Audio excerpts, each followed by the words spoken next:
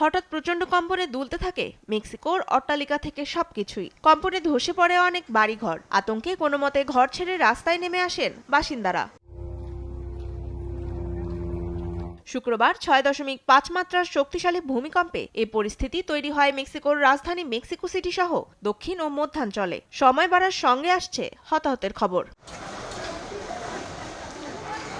শক্তিশালী এই ভূমিকম্পের উৎপত্তিস্থল দক্ষিণাঞ্চলের গুরুরো রাজ্যের সান মার্কোস শহরে, যার অবস্থান ভূপৃষ্ঠের 35 কিলোমিটার গভীরে। ভূমিকম্পের পর 500-এরও বেশি আফটারশকের খবর পাওয়া গেছে।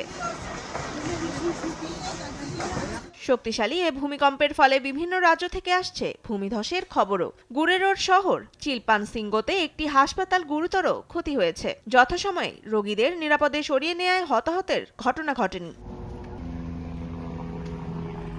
ভূমিকম্পের সময় প্রেসিডেন্টের সরকারি বাসভবন ন্যাশনাল প্যালেসের হলকক্ষে সংবাদ সম্মেলনে ছিলেন মেক্সিকোর প্রেসিডেন্ট ক্লাউদিয়া শিনবাউম। সতর্কতা অ্যালার্ম বেজে উঠলে সাংবাদিকদের নিয়ে তড়িঘড়ি করে হল ছাড়েন তিনি। নতুন করে বড় ভূমিকম্পের শঙ্কায় আতঙ্কে সময় কাটছে মেক্সিকোবাসীর। তনিমা ইসলাম, নিউজ ডেস্ক, দেশ টিভি।